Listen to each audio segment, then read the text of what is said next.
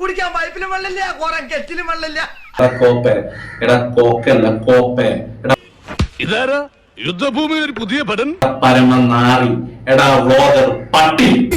ഇങ്ങനെ തെറി വിളിക്കല്ലേ, ഒരു മനുഷ്യനാണ് ഞാൻ. ഈ പട്ടി, ഈ വ്ലോഗർ പട്ടി നായ, ഇവൻ ചെവിയും കണ്ടൂടാ കണ്ണും കണ്ടൂടാ. ശിവനെ ഇത് യാത് ജില്ല. നിനക്ക് 1 ലക്ഷം രൂപ എന്ന് പറയുന്നത് നിനക്ക് കൂടുതലാണ് കേട്ടാ അശ്വൻ കോക്കെ കേട്ടാ. 1 ലക്ഷം രൂപ നിനക്ക് കൂടുതലാണ്. സാർ ഇപ്പൊ പറഞ്ഞ ചീത്ത മുഴുവനും ഞാൻ കേട്ടു, ഒക്കെ മനസ്സിലാവുകയും ചെയ്തു. അതെന്തിനാണെന്ന് കൂടി ഒന്ന് പറഞ്ഞാൽ എനിക്ക് മനസമാധാനത്തോടെ ഇരിക്കാലോ. 6 വർഷമായിട്ട് നിനക്ക് നീ ജോലിക്ക് പോകാറില്ല, നീ റിവ്യൂവർ ആണ്, നല്ല പൈസ ഉണ്ടാക്കണം, സന്തോഷം. അതാ നിന്റെ വിഷമം അല്ല. പക്ഷെ ഈ പ്രൊഡ്യൂസർ നീ പറഞ്ഞ സിനിമ പട്ടികളുടെ പട്ടിത്തീട്ടം കൊണ്ടല്ലേ നീ പൈസ ഉണ്ടാക്കണത്. വകുപ്പ് മനസ്സിലായി. പൂനേന്ദ്ര, നാട്ടിൽ നിന്ന് ഒരു പാർസൽ വന്നിട്ടുണ്ട്.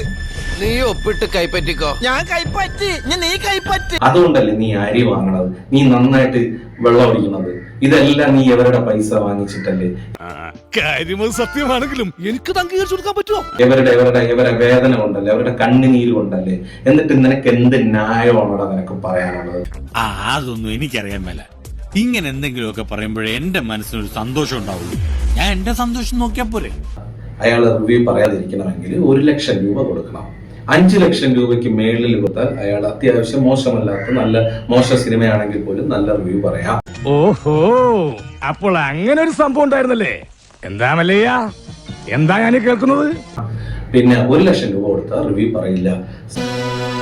എന്റെ ഈ അന്ന സത്യം ഞാനങ്ങനെ ചെയ്തിട്ടില്ല. വെറുതെ കഴിഞ്ഞ ആഴ്ച നടന്ന കാര്യങ്ങൾ പറഞ്ഞ് എന്നെ നാറ്റിക്കരുത്. എടാ പരമനാറി, നിന്റെ തുടക്ക സമയത്ത് 5000 രൂപ കൊടുത്താൽ നീ റിവ്യൂ പറയില്ല, സിനിമയെ കുറിച്ച് റിവ്യൂ പറയില്ല, എനിക്ക് 5000 രൂപ മതി എന്ന് പറഞ്ഞിട്ടില്ലേ? ഈ അറിവ് എവിടെ നിന്ന് കിട്ടി? നീ ഈ പട്ടിത്തീട്ടം തിന്നല്ലേ, ഇതിനെക്കാട്ടി നീ വല്ല കൂലിപ്പണിക്കുമ്പോ നിന്നെ എന്തായാലും ഇനി അധ്യാപകനൊന്നും ആരും ആക്കത്തില്ല. അവിടെ നിന്നെ എടുക്കത്തുമില്ല, അത് ഉറപ്പാ. ചേട്ടാ, അപമാനിച്ചേ ഞാൻ പോയിക്കോട്ടെ. അപമാനത്തിന് തന്നെ അപമാനമാണ് നീ. ഞാൻ വരട്ടെ. എങ്ങോട്ട്? അല്ല, ഞാൻ പോട്ടെ.